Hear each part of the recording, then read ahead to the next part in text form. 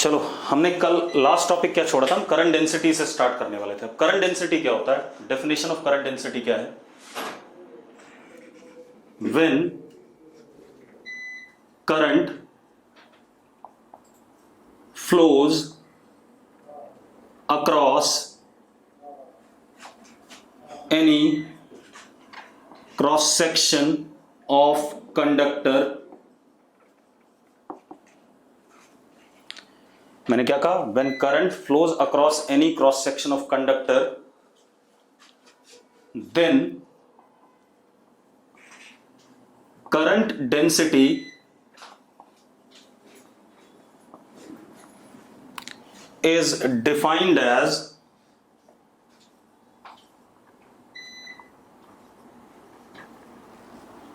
current per unit area of cross section, current पर unit area of cross section. ठीक है, इतनी बात क्लियर है? तो करंट डेंसिटी को हम क्या डिफाइन करते हैं? करंट पर यूनिट एरिया। अभी बता रहा हूं कैसे, ये इसमें पूरी बात नहीं आ रही है ढंग से। तो करंट पर unit area is defined as what? Current density. Current density को हम डिनोट करते हैं J से। It is vector quantity. अब ये पता चल जाएगा क्यों है vector. Vector quantity microscopic quantity. Microscopic मतलब पॉइंट की प्रॉपर्टी है, कंडक्टर के अंदर किसी भी पर्टिकुलर पॉइंट की प्रॉपर्टी है, that is called as what? Current density. ठीक है, अब जरा देखते हैं भाई। अब आप मेरी बात ध्यान सुनो। अगर हमारे पास सपोज ये कंडक्टर है,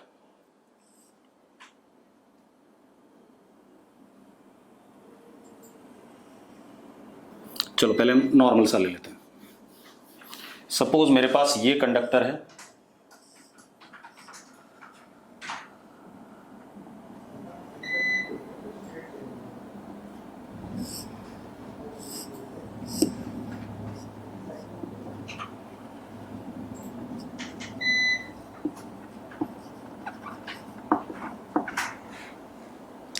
connected to battery, current I ऐसे। हर क्रॉस सेक्शन के अक्रॉस करंट क्या होगा? I होगा, ये हमें पता है। ठीक है, अब मेरी बात ध्यान से देखो। अगर मैंने क्रॉस सेक्शन ऐसा ले लिया बेटा,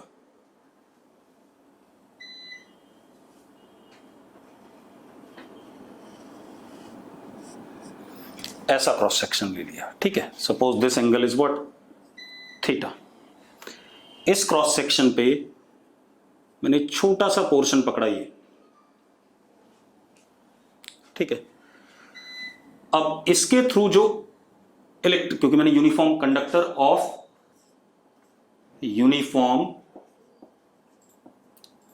क्रॉस सेक्शन लिया, तो इलेक्ट्रिक फील्ड जो होगी इस कंडक्टर के अंदर, E vector is uniform ELOF parallel and equi spaced. ठीक है, अब यहां देखो, यहां पर इलेक्ट्रिक फील्ड ऐसा होगा,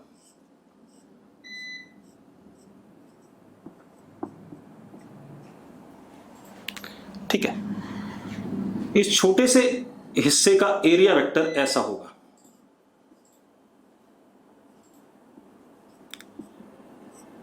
DA। होगा कि नहीं होगा?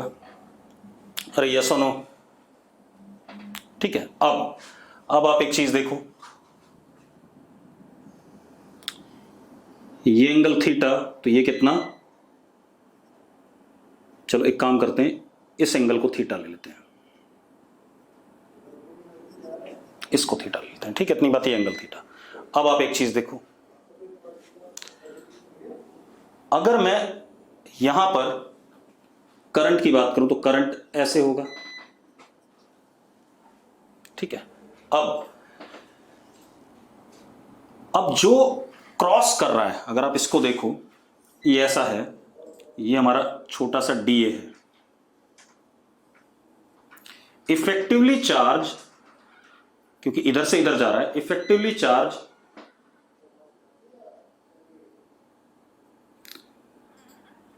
इस वाले एरिया वेक्टर के थ्रू पार कर रहा है कि नहीं कर रहा है, पहले बताओ मुझे। ये तो इसका मैग्नीट्यूड ए है, डीए है, ये एंगल थीटा, यस और नो? ठीक है भाई। अब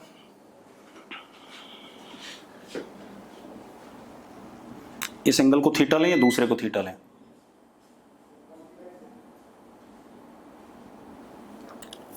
चलो कोई बात नहीं, ये आ गया। अब जरा देखो, ये एरिया और ये एरिया, अगर प्रोजेक्शन देखें बेटा, ठीक है, इतनी बात, तो ये वाला जो एरिया आएगा that would be D A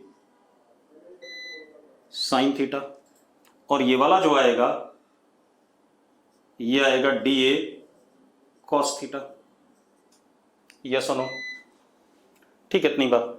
अब या हम एक काम करें बेटा, हम एंगल थीटा ये वाला ले लें, ज्यादा बेटर रहेगा। ये वाला एंगल थीटा लेते हैं, ठीक है। तो ये एंगल थीटा हो गया, ये थीटा हो गया, तो this is D A cos theta and this is D A sine theta. अब एक बात बताओ, चार्ज क्योंकि ऐसे जा रहा है तो इफेक्टिवली इस क्रॉस सेक्शन के अक्रॉस पार कर रहा है, और इसके तो क्या है, पैरेलल है, इसको तो क्रॉस ही नहीं कर रहा है। चॉइस आर्बिट्रेरी है हर्षित, चॉइस मेरी आर्बिट्रेरी है, मैं कहीं भी ले सकता हूं, उसकी कोई दिक्कत नहीं है, ठीक है, इतनी बात। अब क्या कहानी है, मेरी बात सुनो। मैंने क्या कहा आपसे कि दिस इज थीटा, ठीक है, इतनी बात, ये डी ए, ठीक। तो अब जरा देखो, अगर ये हमारा, चलो ये हमारा डी ए, चलो बड़ा मान लेते हैं, थोड़ा सा बड़ा बना देते हैं डी ए को, ताकि आपको क्लियर हो जाए। ये हमारा डी ए है मैग्नीट्यूड में,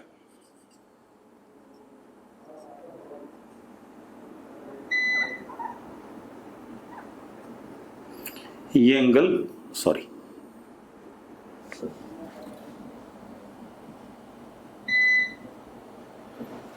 अब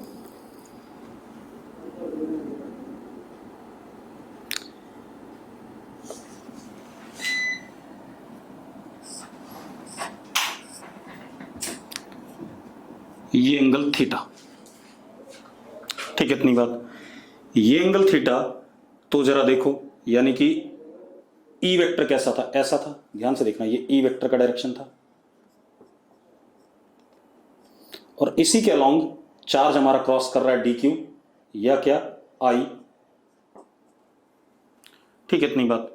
अब जरा देखो, हमारे पास ये एंगल क्या हो गया, अगर हम ट्राइंगल बनाए तो ये एंगल थीटा हो गया, तो this would be D A cos theta,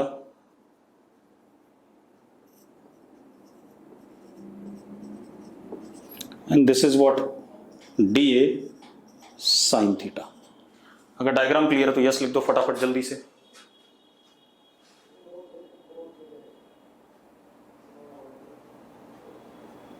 clear सबको डायग्राम, ठीक है। अब मेरी बात सुनो, अब हमने जो डेफिनेशन दी है that is D I upon D A cos theta is equal to current density J, ये डेफिनेशन दी है, करंट पर यूनिट एरिया। और एरिया कौन सा लेना है, जिसके अक्रॉस चार्ज क्या कर रहा है, कट कर रहा है। भाई डी ए साइन थीटा के तो पैरेलल है charge, D A sine theta के क्या है, पैरेलल, बिल्कुल उसको तो कट ही नहीं कर रहा है। देखो अगर चार्ज इधर से आ रहा है डी क्यू, तो वो किसको पार कर रहा है, डी ए कॉस थीटा को, डी ए साइन थीटा के पैरेलल उसको कट ही नहीं कर रहा है। तो हमारे पास क्या है, करंट पर unit area of the cross section across which current is flowing, current पर unit area of the cross section across which current is flowing. तो D I upon D A cos theta हमारा क्या हो गया, current density जे हो गया। अब मजेदार बात देखो, तो अब यहां से क्या कंक्लूड करा हमने, D I is equal to J D A cos theta, हाँ या ना, D I is equal to J D A cos theta, yes और नो, यस और नो, ठीक है। अब जरा देखो, अब ये आ गया तो हम ये भी लिख सकते हैं D I is equal to J vector dot D A vector.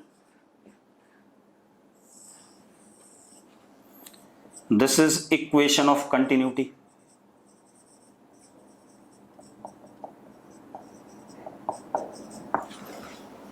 This is equation of continuity. Clear है? ठीक है, मतलब जिस क्रॉस सेक्शन को करंट कट कर रहा है, आयुष नो लिख रहा है, बाकी लोगों को देख लेते हैं भी, पहले मैं बता दूं, करंट ऐसे जा रहा था आयुष, आयुष ध्यान से सुन भाई, करंट ऐसे जा रहा था, ठीक है, करंट ऐसे जा रहा है इस डायरेक्शन में, तो इस डीए एरिया के दो कंपोनेंट, एक इसके ये वाला, ये ऐसे करके एरिया था, इसका एक प्रोजेक्शन ये आ गया और एक प्रोजेक्शन ये आ गया।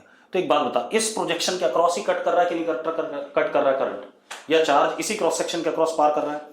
अगर चार्ज इसी क्रॉस सेक्शन के अक्रॉस पार कर रहा है तो current per unit that cross section area across which charge is passing या कटिंग। ठीक है, इतनी बात, ये डेफिनेशन है। तो DI upon DA cos theta क्या हो गया हमारा? करंट डेंसिटी हो गया। एंड एक और फॉर्मेट आ गया वेक्टर फॉर्म में, जे डॉट डी। क्लियर है? अब प्रोजेक्शन में एंगल क्यों नहीं आया? कॉस थीटा आया कि नहीं आया? कैसी बात कर रहा है? इलेक्ट्रिक फील्ड और एरिया वेक्टर के बीच का एंगल कंसीडर करना है। इलेक्ट्रिक फील्ड और एरिया वेक्टर के बीच का एंगल कंसीडर करना है। हो गई बात क्लियर? ठीक है, चलो अब जरा देखो, एक मिनट, अब जरा ध्यान से दोबारा से देखते हैं इसे।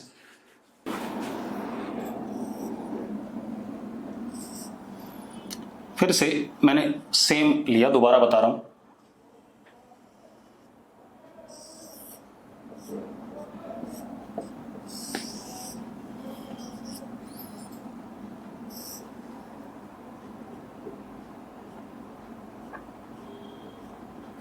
मैंने यूनिफॉर्म क्रॉस सेक्शन का कंडक्टर लिया, अभी नॉन यूनिफॉर्म भी लूंगा। ठीक है, पहले इसको एक बार ढंग से देख लें। तो इलेक्ट्रिक फील्ड यूनिफॉर्म होगी, इलेक्ट्रिक फील्ड का ये डायरेक्शन आएगा, डीए वेक्टर ये आएगा,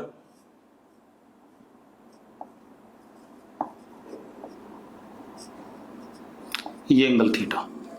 अब करंट तो ऐसे ही फ्लो कर रहा है, या डी क्यू इधर ही की तरफ है, ऐसे जा रहा होगा। तो अब डी आई, क्योंकि छोटा सा क्रॉस सेक्शन लिया तो करंट भी डी आई। अब D I upon D A cos theta is defined as current density, ये डेफिनेशन है। ठीक है, इतनी बात। तो क्या आ गया? D I is equal to J D A cos theta is what? Current across this cross section. D I क्या है? जो करंट इस क्रॉस सेक्शन के अक्रॉस फ्लो कर रहा है, छोटे से डीए के अक्रॉस। ठीक है, इतनी बात। डीए वेक्टर के अक्रॉस जो करंट क्रॉस कर रहा है that is D I and it is J D A cos theta. Clear है? इतनी बात। अब इसे अगर हम वेक्टर फॉर्म में लिख दें बेटा, D I will be equal to J dot D, ये आ गया अपने पास, J dot D A. Clear है सबको? ठीक है, बढ़िया। अब बढ़ते हैं आगे। देखो, इसके बाद अब अगर मेरे पास कुछ अलग कहानी हो, मेरे पास मान लो ऐसा कोई कंडक्टर है नॉन यूनिफॉर्म क्रॉस सेक्शन का,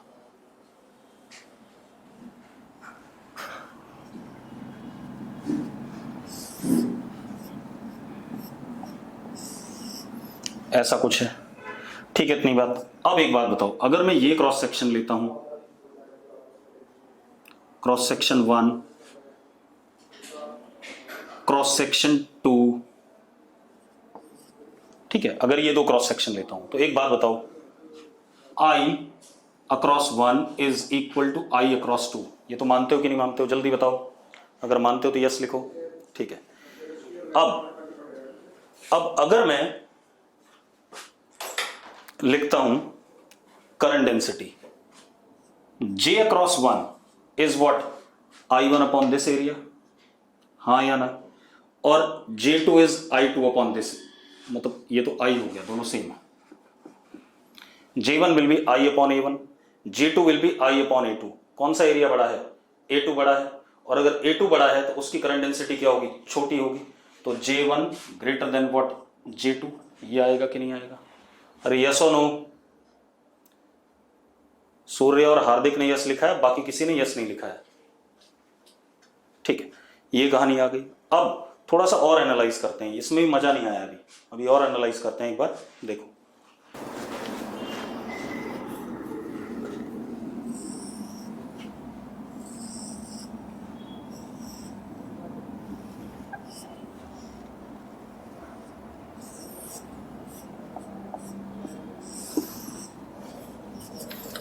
मैंने एक कंडक्टर ले लिया जो हर तरीके से नॉन यूनिफॉर्म है। दिख रहा है सबको? ठीक है भाई, चलो अब देखो भाई, अब ध्यान दो, ये बिल्कुल ही नॉन यूनिफॉर्म है, तो इसके अंदर E vector will be non uniform, therefore ELOF is also curved या is also non uniform, ऐसा लिख दें।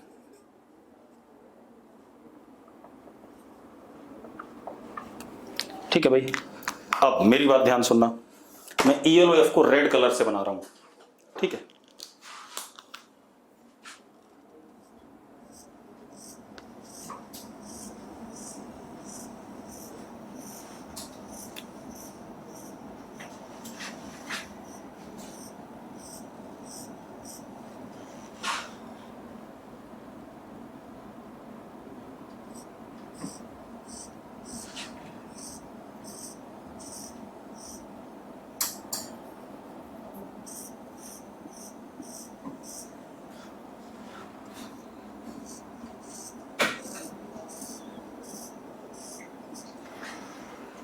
अब देखो, आप जो मैंने ELOF बनाया, जहां पर कंडक्टर की विड्थ ज्यादा थी वहां पर ELOF लेस डेंस है, और जहां पर कंडक्टर की विड्थ कम थी वहां पर ELOF ज्यादा डेंस है। यस और नो? इसके पीछे मैं लॉजिक बता चुका हूं आपको कि कंडक्टर के सरफेस पे कुछ चार्ज डेंसिटी आ जाती है जिसकी वजह से ELOF अपने आप को एडजस्ट करेगा। क्लियर है? अब आप एक काम करो, अगर मैं किसी भी जगह पर किसी क्रॉस सेक्शन को पकड़ता हूं, सपोज मैंने ये क्रॉस सेक्शन पकड़ा, दूसरे कलर से देख लें,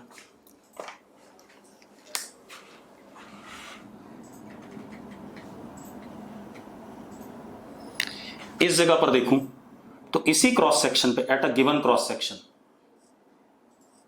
यहां पर इलेक्ट्रिक फील्ड E1, यहां पे E2 और यहां पे E3। हाँ या ना? अरे यस और नो? तो मैं क्या लिखूंगा? एट गिवन क्रॉस सेक्शन, चलो पहले ऐसे लिखते हैं, E may be different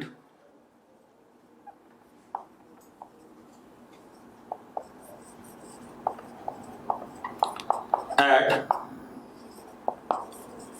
different cross section as well as at given cross section. E अलग अलग क्रॉस सेक्शन पे भी डिफरेंट हो सकता है और गिवन क्रॉस सेक्शन पे भी डिफरेंट है। ये बात क्लियर है? तो यस लिख दो फटाफट। गौरव अरोड़ा ने यस लिखा है, बाकी कोई? अब क्या कहानी है, देखो भाई, मैंने क्या कहा, एक गिवन क्रॉस सेक्शन पे देखो E वेक्टर का डायरेक्शन अलग अलग आ रहा है कि नहीं आ रहा है। किसी बच्चे ने मुझसे पूछा कि गिवन क्रॉस सेक्शन पे कैसे अलग है, तो जरा देखो, E3 वेक्टर उधर की तरफ है, E1 वेक्टर इधर की तरफ है, तो डायरेक्शन ही अलग अलग है। ठीक है, मैग्नीट्यूड भी अलग अलग होगा बेटा, क्योंकि electric lines of force non uniform है, कर्व पाथ है, कुछ भी टेढ़ा मेढ़ा पाथ है, तो इस वजह से इलेक्ट्रिक फील्ड क्या आ रही है?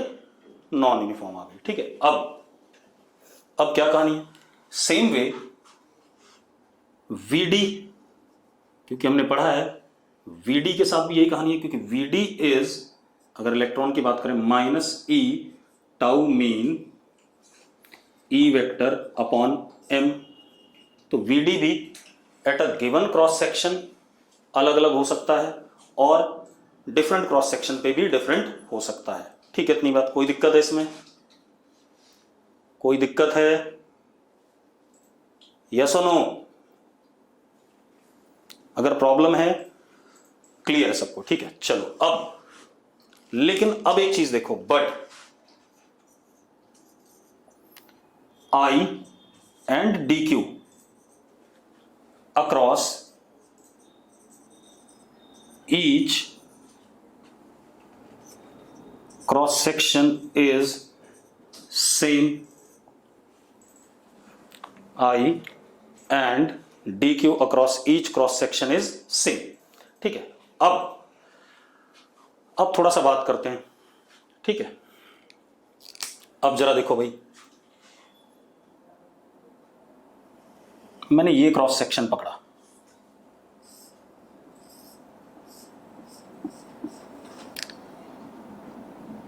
थोड़ा सा और टिल्ट कर देता हूं।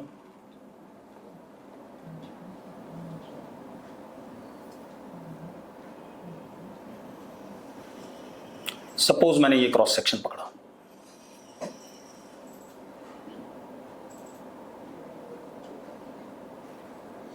अब मेरी बात ध्यान से देखो, इस जगह पे इलेक्ट्रिक फील्ड वेक्टर ऐसा है,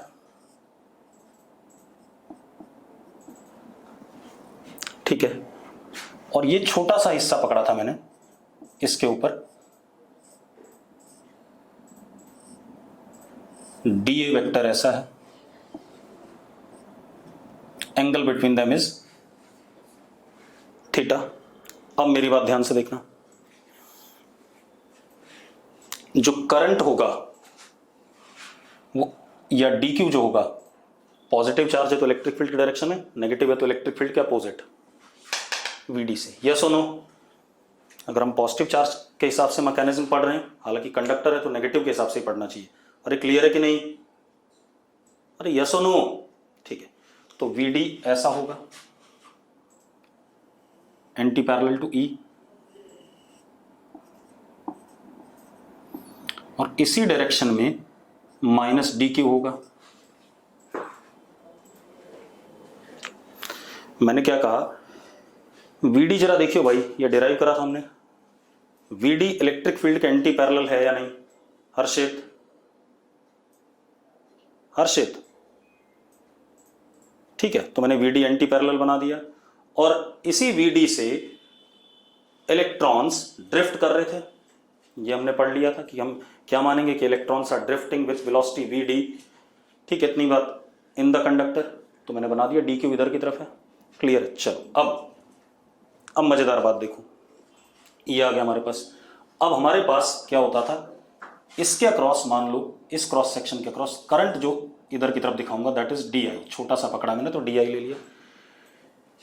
D I is equal to कितना, n concentration of free electrons पर यूनिट वॉल्यूम, E। अब जरा देखो, इसके क्रॉस जा रहा है तो इसके क्रॉस एरिया वेक्टर कौन सा आएगा? डी ए कॉस थीटा आएगा कि नहीं आएगा? इस पे एरिया वेक्टर इसके क्रॉस कट कर रहा है ना, इसके क्रॉस एरिया वेक्टर कितना आएगा? डी ए कॉस थीटा आएगा। अभी पढ़ा था हमने थोड़ी देर पहले। ठीक है, n e d A cos theta into what? V D. ये डेफिनेशन है कि नहीं करंट की? करंट को हमने जब यूनिफॉर्म कंडक्टर लिया था तो n e a v d कहा था, लेकिन अब यहां पर क्या हो जाएगा? D I is equal to N e d A cos theta v d. अब मजेदार बात देखो, d I upon D A cos theta is equal to N E V D. ये कह सकता हूं मैं, ठीक है, इतनी बात। अब D I upon D A cos theta is what? J. तो J is equal to N E V D या D I upon D A cos theta. कह सकता हूं कि नहीं? ठीक है, अब हमने एक कन्वेंशन लिया कि करंट डेंसिटी को हम करंट के अलोंग मानेंगे। ठीक है, इतनी बात। तो हमारे पास J vector is equal to N E, VD की वैल्यू, वीडी का मैग्नीट्यूड कितना, E tau mean upon M into ई वेक्टर। वीडी की वैल्यू डाल दी मैंने, डाल सकता हूं कि नहीं बेटा? अरे यस और नो, जल्दी बोलो भाई।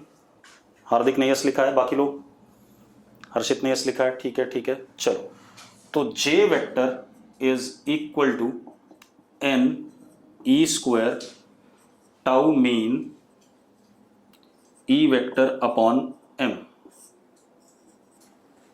ये आ गया कि नहीं आ गया? तो हम क्या कहेंगे, current density is parallel to e vector, हाँ या ना? और अब हमें एक चीज और दिख रहा है कि ई वेक्टर इलेक्ट्रिक फील्ड के प्रोपोर्शनल भी है मैग्नीट्यूड में, तो हम ये कह सकते हैं कि J vector, E vector and V D, J vector, A vector and V D, ये तीनों, ठीक है इतनी बात, डिफरेंट हैं, डिफरेंट क्रॉस सेक्शन पे हो सकते हैं और सेम क्रॉस सेक्शन पे भी डिफरेंट हो सकते हैं। यस और नो? बेटा जे किस पे डिपेंड कर रहा है? ई पे डिपेंड कर रहा है, ठीक है इतनी बात। तो हो सकता है ऐसा कि नहीं हो सकता है? अब देखो बेटा, तो जे हमारे पास क्या आ गया, जे पैरेलल टू ई वेक्टर आ गया, ठीक है इतनी बात। एक बात तो ये हो गई।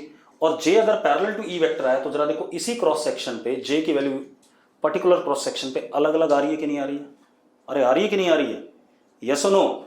ठीक है, तो एक क्रॉस सेक्शन पे भी जे अलग अलग हो सकता है और डिफरेंट क्रॉस सेक्शन पे तो अलग हो ही सकता है, क्योंकि एरिया का मैग्नीट्यूड अलग अलग हो सकता है, ठीक है। इतनी बात हो गई। अब मजेदार बात क्या है, ये कहानी हो गई। चलो अब आगे बढ़ते हैं। देखो भाई, मैंने आपको घुमाया नहीं, मैंने इसीलिए टेढ़ा मेढ़ा कंडक्टर लेकर के प्रूव कराया, ठीक है इतनी बात। बुक्स में क्या करते हो, यूनिफॉर्म क्रॉस सेक्शन के कंडक्टर के साथ प्रूफ दे देते हैं, लेकिन उससे फिर सारी बात क्लियर नहीं होती है, ठीक है। अब जरा देखो, अब क्या कहानी है। जे हमारे पास आया एन ई स्क्वायर टाउ मीन ई वेक्टर अपॉन एम, ये आ गया, ठीक है इतनी बात। अब मजेदार बात देखो, यहां पर हमें क्या दिख रहा है, n is fixed for given conductor। अगर कंडक्टर गिवन है तो कंसंट्रेशन फ्री इलेक्ट्रॉन की फिक्स होगी। एल्युमिनियम में तो कुछ अलग होगी, कॉपर है तो कुछ अलग होगी, लेकिन हमें कंडक्टर तो बता दिया जाएगा। तो n हमें पता है, E और m पता है, charge of electron, mass of electron, ये चीजें पता है। अब J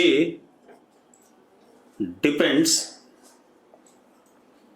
on tau mean and electric field. Magnitude में तो इन्हीं दोनों पे डिपेंड कर रहा है। अगर इलेक्ट्रिक फील्ड ज्यादा होगी तो जे क्या होगा, ज्यादा होगा। और अलग अलग जगह पर इलेक्ट्रिक फील्ड अलग अलग है इस कंडक्टर में, देखो तो इसका मतलब जे एक ऐसी क्वांटिटी है, माइक्रोस्कोपिक क्वांटिटी है, पॉइंट की प्रॉपर्टी है। इस पॉइंट पे अलग है जे, इस पॉइंट पे अलग है, इस पॉइंट पे अलग, अलग अलग जगह अलग अलग है, ठीक है इतनी बात। तो अब जरा देखो, if temperature rises tau mean decreases, पढ़ाया मैंने कि नहीं पढ़ाया, याद करो। अगर टेम्परेचर बढ़ता है तो टाउ मीन घटता है कि नहीं घटता है? टेम्परेचर बढ़ने पे कोलिजन जल्दी जल्दी होते हैं, तो मीन रिलैक्सेशन टाइम क्या करे, घटेगा। टाउ मीन डिक्रीजेस तो जे डिक्रीजेस, करंट डेंसिटी घटेगा, ठीक है इतनी बात। तो कंडक्टर के अंदर अगर टेम्परेचर बढ़ता है, ठीक है इतनी बात, तो मीन रिलैक्सेशन टाइम क्या करेगा, मीन रिलैक्सेशन टाइम घटेगा। और मीन रिलैक्सेशन टाइम घटेगा तो हमारे पास क्या कहते हैं, मीन रिलैक्सेशन टाइम के घटने पर करंट डेंसिटी भी घटेगी। अब एक और चीज, एट गिवन टेम्परेचर, अगर टेम्परेचर भी गिवन है, given temperature and for given conductor, conductor भी गिवन है, टेम्परेचर भी गिवन है, कंडक्टर भी गिवन है। तो अब n फिक्स हो गया, टाउ मीन फिक्स हो गया, ई फिक्स हो गया, मास ऑफ इलेक्ट्रॉन फिक्स हो गया। तो ये जो क्वांटिटी है जो आगे लिखी हुई है कांस्टेंट हो गया कि नहीं हो गया, ये बताओ मुझे। अरे कांस्टेंट हो गया कि नहीं हो गया? ठीक है, ये कांस्टेंट क्या कहलाता है? J is equal to sigma into E vector, sigma is n e square tau mean upon m। This is conductivity. क्या कहलाता है? Conductivity of conductor. क्या कहलाता है? Conductivity of conductor. क्लियर है इतनी बात? इसको हम क्या कहते हैं? कंडक्टिविटी कहते हैं। क्लियर है? ठीक है, एक नई क्वांटिटी हुई कंडक्टिविटी। और एक और चीज, if temperature increases tau mean decreases then conductivity decreases. ठीक है इतनी बात? ये भाई जो भी मैं डिराइव कर रहा हूं किसी भी कॉन्फ़िगरेशन के लिए है सारा नाटक। ठीक है इतनी बात, ये ध्यान रखना, क्योंकि मैंने वेरिएबल लिया सब कुछ। ठीक है, मैंने कोई भी चीज एक पर्टिकुलर टाइप की कहानी नहीं बनाई है। अब कंडक्टिविटी डिक्रीजेस, एक और क्वांटिटी हम ये डिफाइन करते हैं, 1 upon sigma is rho, that is m upon n e square tau mean. This is resistivity. क्या कहलाता है? रेजिस्टिविटी कंडक्टर की। ठीक है, अब जरा देखो, अगर टेम्परेचर बढ़ने पे टाउ मीन घटता है तो इसका मतलब रेजिस्टिविटी क्या करेगी? बढ़ेगी। सही बात है, कंडक्टिविटी घटेगी तो रेजिस्टिविटी क्या करेगी? बढ़ेगी। क्लियर है सबको? अगर क्लियर है तो यस लिख दो फटाफट। ठीक है, अब एक मजेदार बात, आपको यहां पर एक ये रिजल्ट मिला है। ठीक है, ये जो रिजल्ट मिला है इसको हम कहते हैं वेक्टर और microscopic form of Ohm's law. Vector और microscopic form of Ohm's law. ठीक है भाई, current density vector is equal to sigma times E vector. ठीक है इतनी बात? कोई दिक्कत है इसमें? सबको क्लियर है? कहानी बन गई हर्षित के अलावा बाकी लोग भाई? ठीक है, चलो अब आते हैं हम scalar form of Ohm's law पे आते हैं। यहां तो हमारे पास vector form of Ohm's law आ गया, अब scalar form of Ohm's law जो आपने पढ़ा हुआ है, ठीक है, उसको देखते हैं। अब देखो भाई, मैं scalar form of Ohm's law भी यहीं ला रहा हूं, नॉन यूनिफॉर्म क्रॉस सेक्शन वाले कंडक्टर में।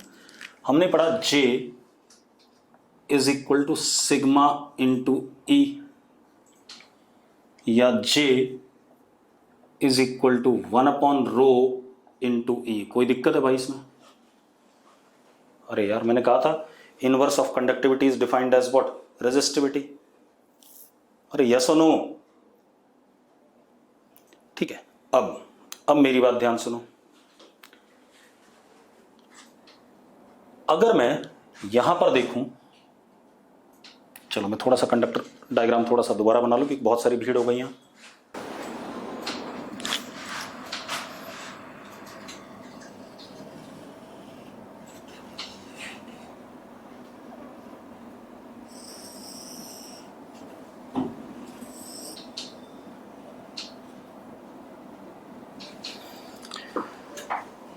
अब देखो भाई,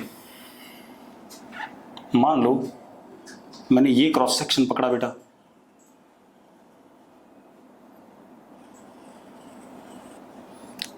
इलेक्ट्रिक फील्ड यहां पर ऐसे है, मान लेते हैं लाइंस ऑफ फोर्स ऐसे थे, उसका टेंजेंट ये रहा, ये हमारा छोटा सा डीए हो गया, ये डीए वेक्टर, ये थीटा,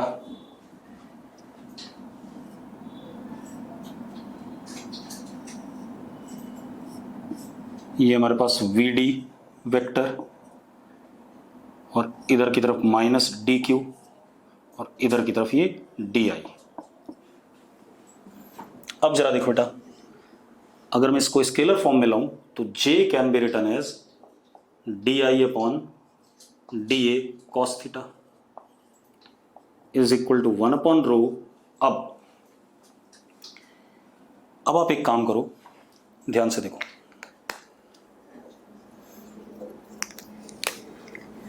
इस डायरेक्शन में आपने छोटी सी लेंथ ले ली dl, इस डायरेक्शन में, ठीक है, इतनी बात क्लियर है। ठीक, अब मेरी बात ध्यान से देखना, minus E dot dl is dv, potential difference. पढ़ा है कि नहीं पढ़ा हमने? अरे यस और नो, पढ़ा है? ठीक है, चलो तो अब जरा देखो एक minute, potential difference dE, this is potential difference, D से डिनोट कर रहे हैं, E इंटू डी हो जाएगा कि नहीं हो जाएगा, पहले बताओ मुझे। अरे एंगल जीरो है इनके बीच में, तो मैग्नीट्यूड में dV कितना होगा, E इंटू डी होगा कि नहीं होगा? ठीक है, तो ये कितना आ गया,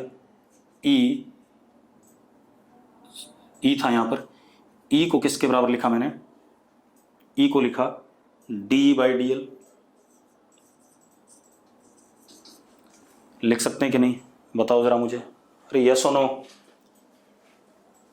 जल्दी बोलो भाई, लिख सकते हैं? चलो तो अब जरा देखो भाई, electric field is equal to potential difference for small elemental length dl per unit dl। अब जरा देखो यहां से क्या आ गया, dE potential difference upon current di is equal to rho dl upon da cos theta.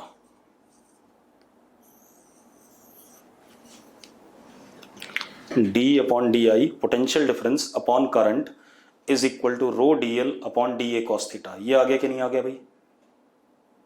अरे चेक करो, गौरव अरोड़ा यस लिख रहा है, अदिति यस लिख रही है, हार्दिक यस, नकुल यस, ठीक है। ठीक है, अब मजेदार बात देखो, एक बात बताओ यार, मुझे एक बात बताओ, dE क्या है, उस dl के अक्रॉस पोटेंशियल डिफरेंस, dE क्या है, उस dl के अक्रॉस पोटेंशियल डिफरेंस, हाँ या ना? ठीक है, और di क्या है, उस dl के अलोंग करंट,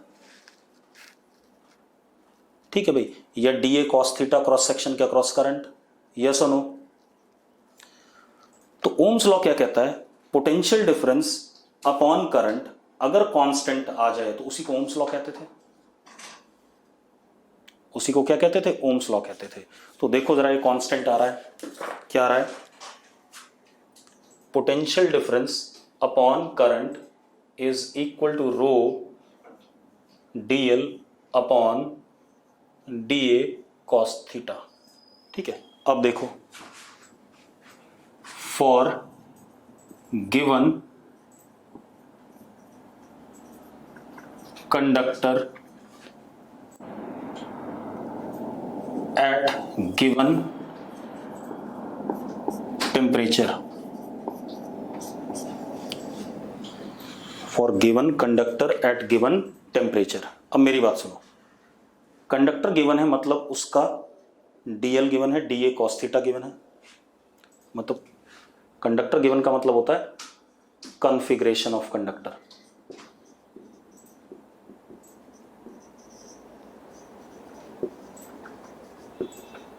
हमें क्या गिवन है, कॉन्फ़िगरेशन ऑफ कंडक्टर, मतलब उसकी लेंथ, उसका एरिया ऑफ क्रॉस सेक्शन और इलेक्ट्रिक फील्ड या बैटरी उसके अक्रॉस पोटेंशियल डिफरेंस कैसे लगा हुआ है, ये हमें पता है। तो कॉन्फ़िगरेशन ऑफ कंडक्टर गिवन है, dl upon da cos theta पता है, और टेम्परेचर पता है, तो हमें रो भी पता है। क्लियर इतनी बात? तो right hand side this becomes what, some constant dr,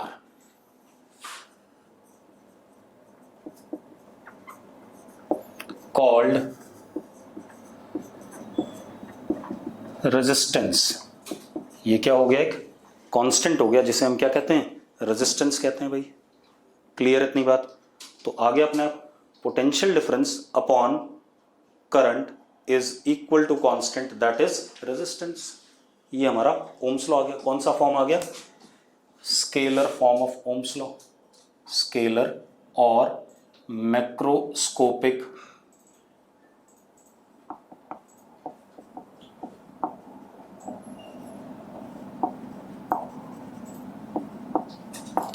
अब एक और मजेदार बात है, रेजिस्टिविटी बेटा कंडक्टिविटी का इनवर्स होता है, ठीक है।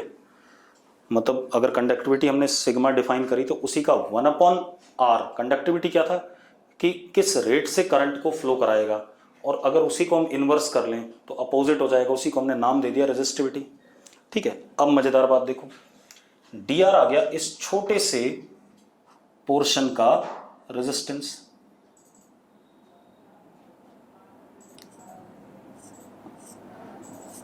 इस छोटे से पोर्शन का क्या रेजिस्टेंस dr आ गया, ये जो मैंने बॉक्स में बनाया। आ गया कि नहीं आ गया? अरे यस और नो? ठीक है, अब कोई इशू नहीं।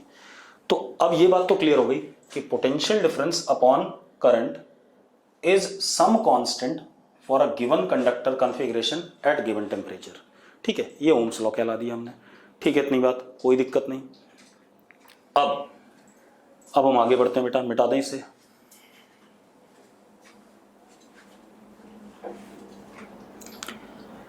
अब एक चीज और, इसका मतलब resistance of conductor depends on nature and temperature of conductor, क्योंकि जो रेजिस्टिविटी होती है वो कंडक्टर कौन सा है उस पर डिपेंड करती है और टेम्परेचर पे डिपेंड करती है।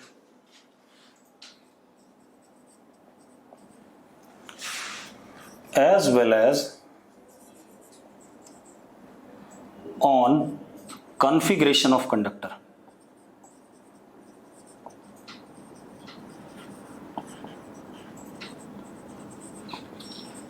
As well as on configuration of conductor. इतनी चीजों पर हमारे पास क्या डिपेंड करता है बेटा? कंडक्टर का रेजिस्टेंस। क्लियर है? कोई दिक्कत है इसमें? अगर सबको क्लियर तो यस लिखो फटाफट। आयुष को नहीं क्लियर है। आयुष क्या चीज क्लियर नहीं है, जल्दी बता।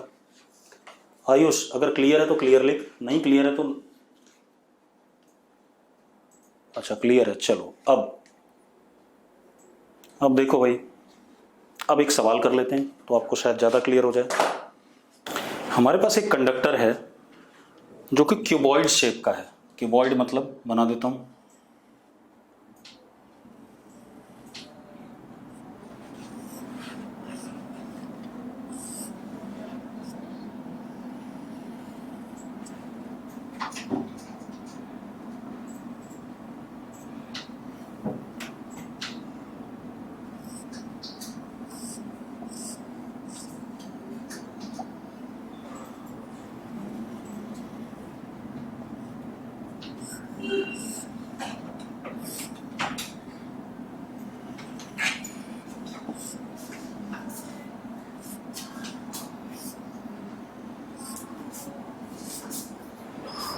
ऐसा कुछ क्यूबॉइड शेप का कंडक्टर है। ये लेंथ 8 मीटर, ये 4 मीटर और ये 1 मीटर। नाम भी दे देता हूँ, a b c d p q r s. अब हमने क्या करा, कंडक्टर है ऑफ क्यूबॉइड शेप, ठीक है। हमने क्या करा, एक बार बैटरी लगाई,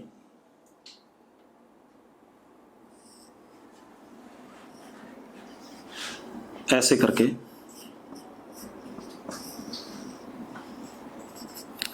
अक्रॉस विच फेस, ये वाला फेस देखो, p r a d and c q s b. इस वाले फेस के अक्रॉस बैटरी लगाई और इस वाले के अक्रॉस लोअर टर्मिनल, इसके अक्रॉस हायर टर्मिनल। तो मुझे रेजिस्टेंस बताना है इस वाले का, तो रेजिस्टेंस हो जाएगा R1 is equal to rho, conductor है, रेजिस्टिविटी तो फिक्स ही है इसकी, L लेंथ कौन सी, ये वाली जिसके अक्रॉस, क्योंकि करंट ऐसे फ्लो करेगा, करंट ऐसे फ्लो करेगा तो लेंथ कितनी हो गई 8 metre, upon area of cross section, area of cross section length into breadth, that is what 4। हाँ या ना?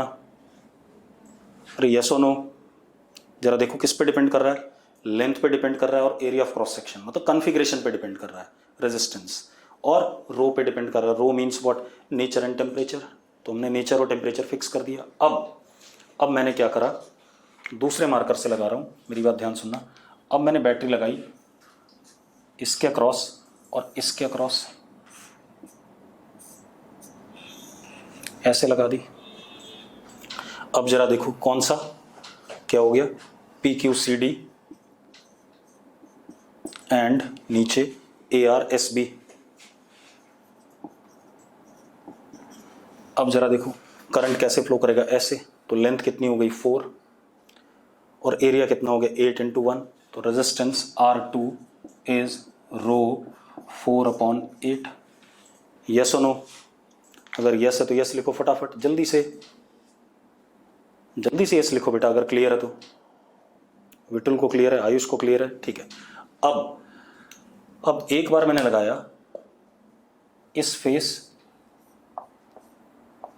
और ये पीछे से पीछे वाला फेस, ठीक है। इतनी बात। कौन कौन सा जरा देखो, ABCD एंड PQRS, ऐसे कर दिया। अब जरा देखो, अब लेंथ कितनी है 1 हो गई और एरिया कितना हो गया 8 × 4। तो resistance is now R3 is rho × 1/32। ये आगे कि नहीं आगे? तो अब आपको एक बात क्लियर हो रही होगी कि resistance do depend upon what, configuration of conductor, कि हमने किस तरीके से उसके अक्रॉस पोटेंशियल डिफरेंस अप्लाई करा है। अरे यस और नो? ठीक है, चलो बाकी हम अगली क्लास में करेंगे, ठीक है।